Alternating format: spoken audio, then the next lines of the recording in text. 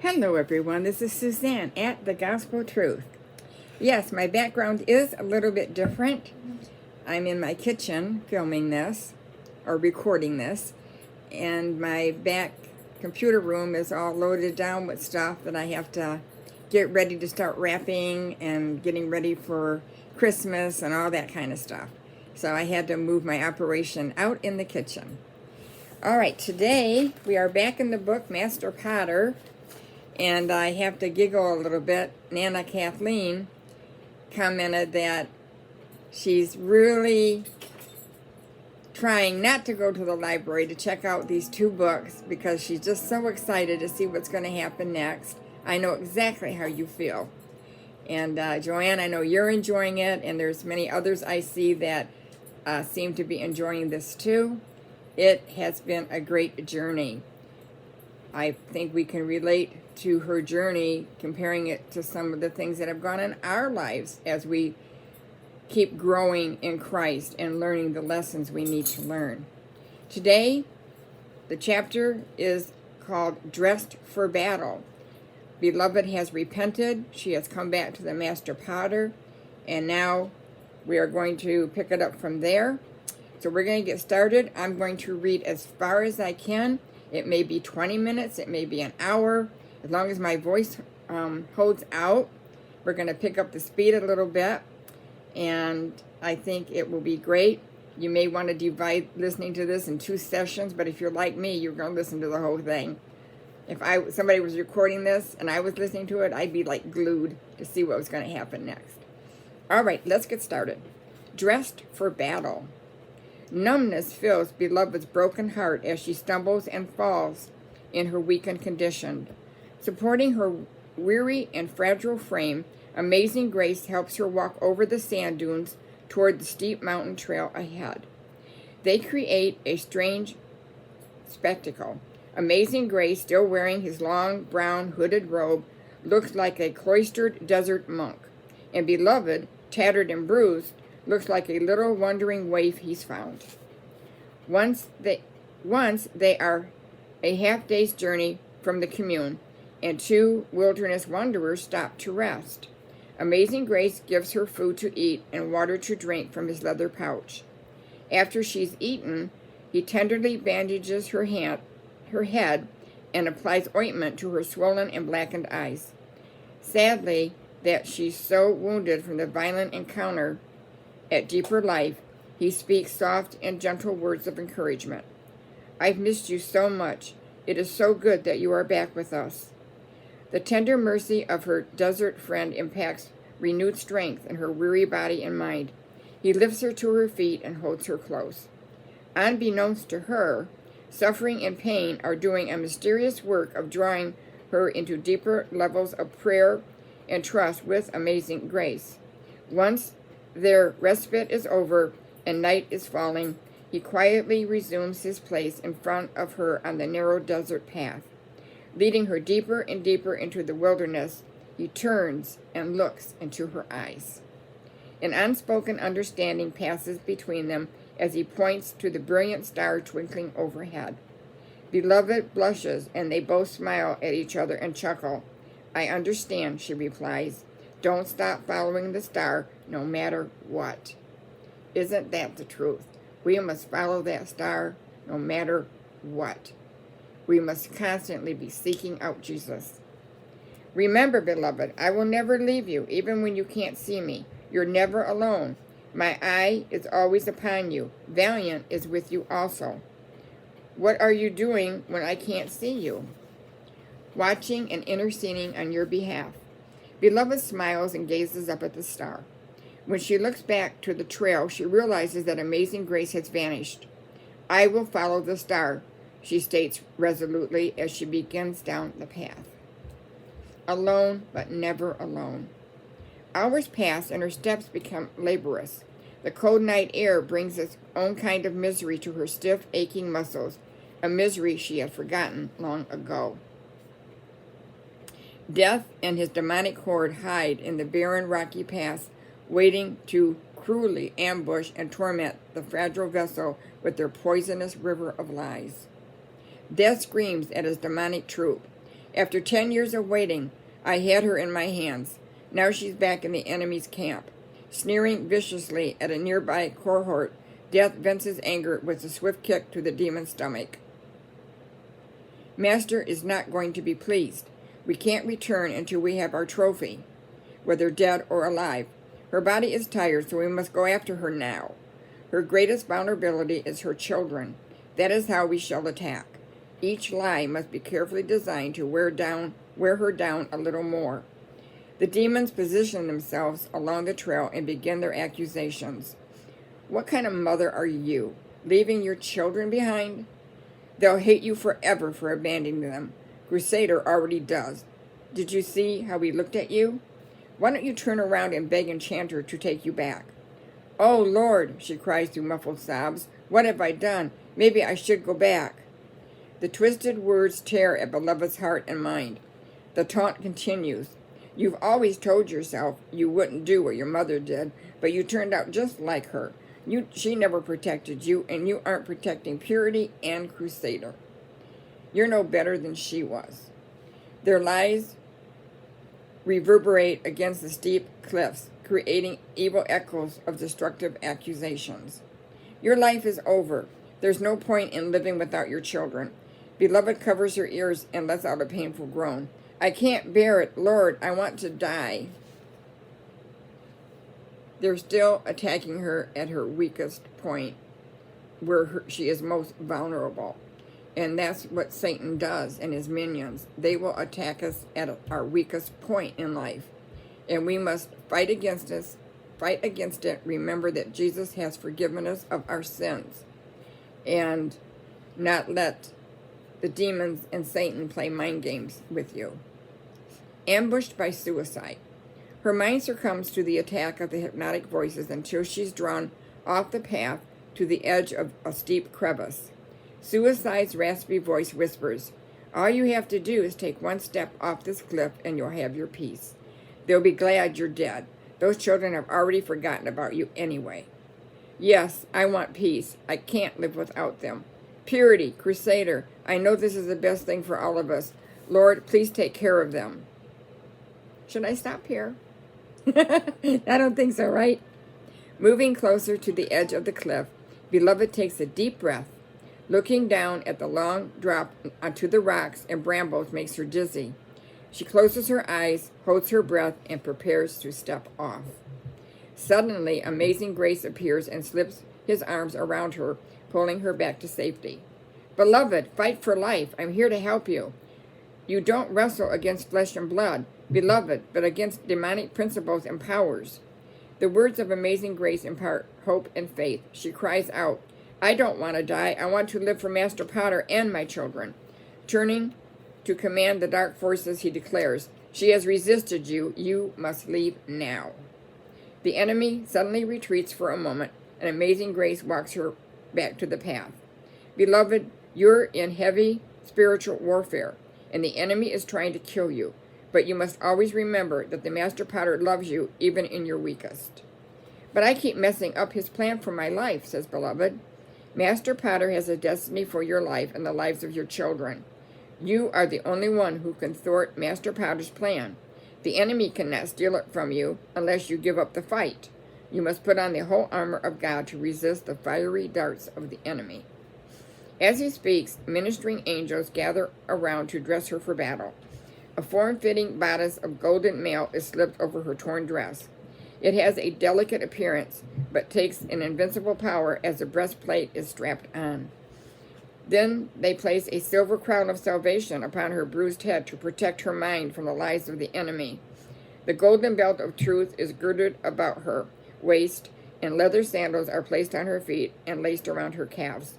They hand her a glorious shield of light with the word faith emblazoned in scarlet. Now, dressed as a warrior bride, Beloved receives from Amazing Grace a sword with the word of God engraved on its golden handle. He tells her, as you speak the word, this sword will be activated. You are armed and dangerous. You are my beloved, no longer a victim, but an overcomer. In the spirit realm, Valiant nods with approval, like a proud parent. as a holy glow emancipates from beloved's being. What this is here, as I think you figured out, is the armor of God. We must put on the full armor of God to fight that heavenly war that's going on for our soul, that good against evil. And now she is equipped. Do you have your armor on? Is it strong? Is it shining? Are you fighting every day to keep your faith, to love the Lord? Second attack. No sooner has Amazing Grace disappeared than the demonic horde regroups and attacks again. A throaty voice sneers. Do you really think speaking words into thin air can make a difference? 2 or 3 others join in mocking. Obviously, your prayers haven't done any good in the past. Just look at where you are now. Divorced, childless, homeless, poor forsaken, poor abandoned trash. The scorn increases. A complete failure. You couldn't even follow a star. Beloved stands against the onslaught at first, but wears down quickly. Soon her heart once again faints. I failed everyone, including Master Potter. Quickly, Amazing Grace reappears and says, Don't agree with the enemy. Put up your shield, get out your sword, and release the word, beloved. Remember how much Master Potter loves you and your children. With his weapons, you can win the day. This is something we must remember. With his weapons, we can win the day. We have to keep reading, studying, praying. Be aware that Satan is like a roaring lion seeking whom he may desire. Keep that armor on every day.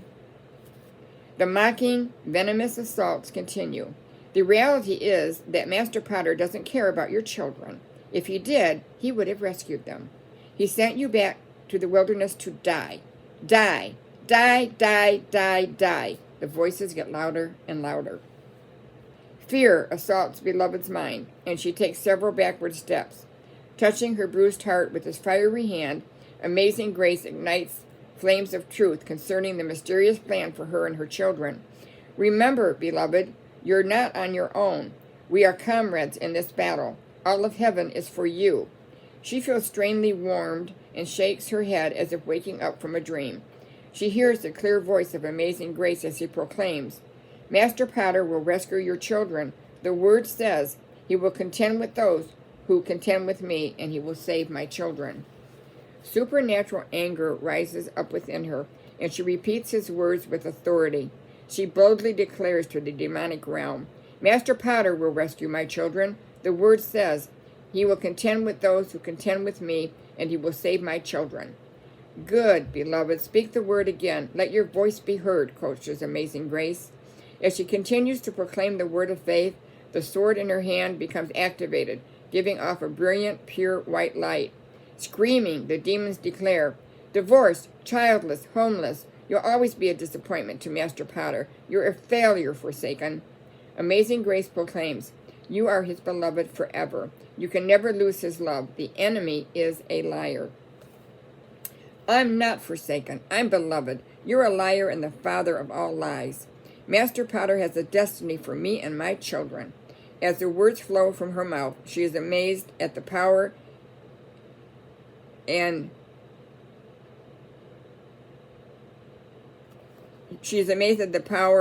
the force behind them.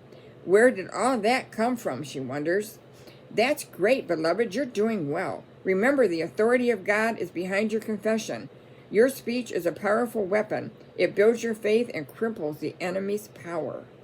She slices through the darkness, causing surges of resurrection power to explode into brilliant flashes of light. Her sword cuts through the atmosphere, leaving vaporous trails of sulfuric smoke as she wreaks havoc in the evil entourage. Warrior angels, energized by Beloved's prayers of faith, charge into the battle on her behalf. Boldness arises from deep within her, courage she has never possessed. Constantly encouraged by Amazing Grace, she is fearless in the skirmishes that continue throughout the long, cold night. Look at them run, beloved. You're doing great. The battle is the Lord's. The clash of the angelic army and the demonic screeching hordes being driven back cause spiritual sparks to fly into the night. This reminds me of the song Onward Christian Soldiers. Glistening swords clash and wounded vile spirits explode in red sulfuric vapor. The Father looks down, pleased at the fireworks displayed on the desert mountains below. Amazing Grace mentors beloved in spiritual warfare and the use of creative spiritual strategies. As she comes to trust him, a deep camaraderie develops between them. They wage war against their common enemies as they continue to follow the star along the mountain trail. Joyous celebration. The star fades as the first light of dawn peeks over the desolate mountains. Beloved painfully limps along the rugged trail. Her armor is dented from the many arrows hurled by the enemy, but still in place. Her beautiful robe from her elegant wardrobe at deeper life is now beyond repair. It's caked with dried blood and smudged with dirt. The rips and tears expose the scrapes and bruises on her frail body. Her brown hair is matted with blood from the head wound she received from the angry mob. The piece of clothing Amazing Grace so lovingly applied to bandage her head has slipped off during the night skirmishes, and she rewraps it as well as she can. As the warmth of the sun's rays rise above the surrounding mountains, she looks for a place to rest before the desert heat becomes unbearable. Beloved hears faint sounds from far off in the distance, and her spirit rises slightly. Maybe she can find friendly people in shelter. Sound like Beloved is in a little bit better place now.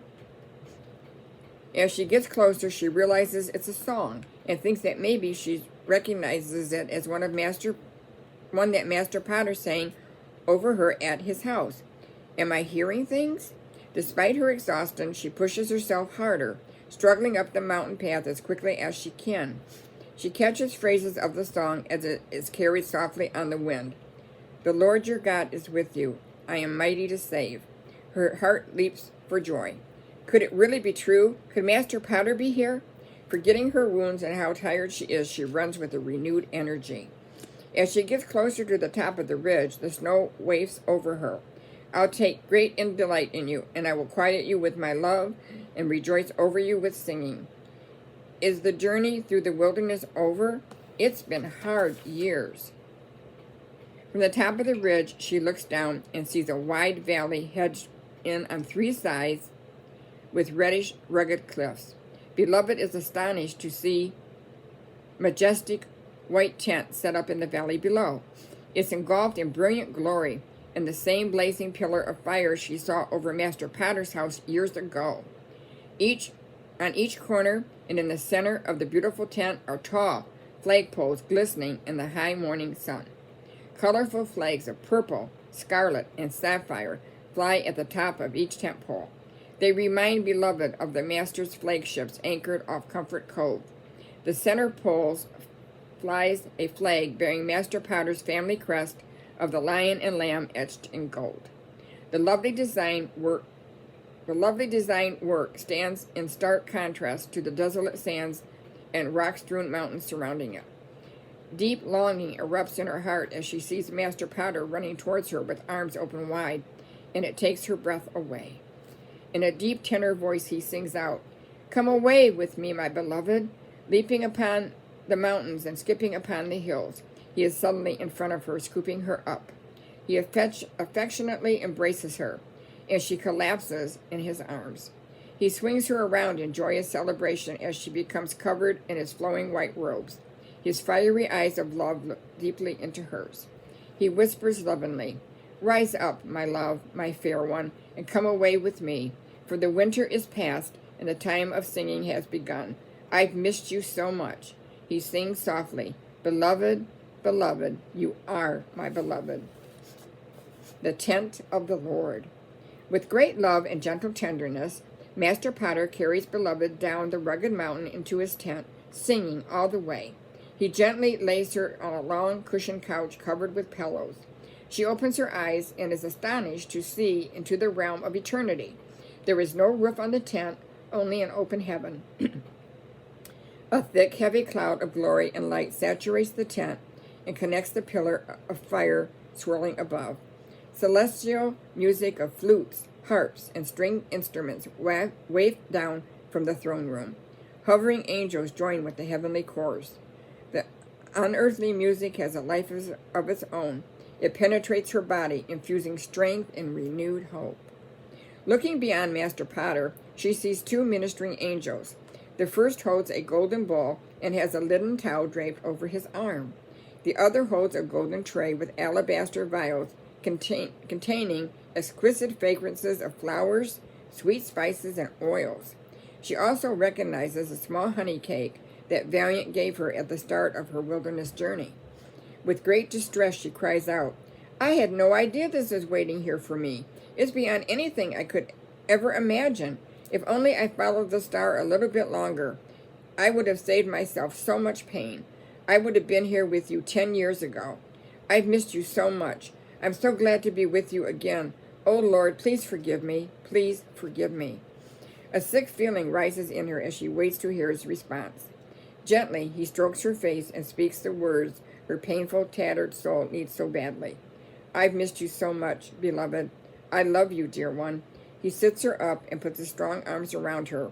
Reveling in his warm embrace, she weeps even harder. "I've longed to see your beautiful face, beloved." Looking down at her bloodstained dress from deeper life, she bows her head in shame. Sobbing even harder, she cries, "How can you say I'm beautiful? Look at me. Look what I've become. I've left your house all healed up, and now I'm broken again." Master Potter's eyes filled with tears. "Beloved, it wounded my heart when I saw you suffering. How I wanted to spare you. I called to you so many times, but you would not come." Touching his face with her bruised hand, she wipes the tears from his cheeks and cries, "Oh Lord, I'm so sorry. I did hear you call, but I didn't realize how much I hurt you until now. Please forgive me." "I do forgive you, but I know this was a painful journey for you also." The ministering angels came forward, and Master Potter takes off her dented armor piece by piece and hands it to them. He pours precious oils into the golden basin of living water, then takes her old friend, soaking love. He begins to cleanse her wounds. Her healing begins. Reclining on the couch, she begins to weep. "They lied to my children and took them away. All I wanted from them was to be accepted and loved. They're evil and cruel. I hate them all. They practically killed me out in the desert. Beloved, I understand. I too was taken outside the city and judged for things I didn't do. I was beaten and cruelly betrayed as you were. I hate them, all of them, for what they've done. They've destroyed my life. Beloved, your hatred will destroy you. Forgiveness has greater power than vengeance. Pastor Beguiler and Enchanter deceived them too. Let me show you how I see them." Okay, we're going to stop here. Tomorrow, when we come back, prisoners of religious compromise. What about my children? Okay, that was a good progress in her life. Yeah. She put on the full armor of God. She fought off the demonic horde. Master Potter come leaping over the mountains to grab her and love on her. And she, evidently though, she still has lessons to learn, because she said she hated them all. And she still has to learn some lessons that hatred isn't right, that we must forgive. And isn't that the way in our own Christian walk? We have so many lessons to learn. And just when we think that we've got it, we stumble again. But the Lord is there. If you strayed from the path, the Lord's waiting for you right now. There's joy in heaven. The angels have a party in heaven when one sinner repents. So we must keep that armor on. And now, beloved is soaking. She's healing. And tomorrow we will continue on the journey. I hope you've enjoyed this session today. I know I have. I am really in the countdown to Christmas now, as I'm sure you all are too. And I do wish a very Merry Christmas to you and your family, your friends and loved ones. And I think every Christmas is special. And it's again another time to celebrate our Lord and Jesus. Of course, we do that every day, don't we? We have Christmas in our hearts every day, and we remember every day what Christ has done for us on the cross. And I like where he told Beloved, You know, people hated me too and treated me cruelly. And God is relatable to us. He understands our pain. He understands our agony, our trials, our tribulations, because he experienced everything we go through when he was here on earth. So he understands, he knows, and he cares. So, all right, I'm going to stop right here. You all have a blessed day in the Lord. My husband is taking me out for an ice cream treat today. He won a gift certificate for $25. The local merchants in downtown Rochester agree to be added to a list, and there's this real estate agency that sends out crossword puzzles. And, or is it word search or crossword? It's a crossword. Crossword puzzles. And my husband's been faithfully doing them. Well, last year he won this gift certificate. He finally won. And so we're excited to go downtown Rochester and enjoy a treat. So you take care. Have a great day. And Lord willing, I'll be back on tomorrow. Take care. Bye-bye.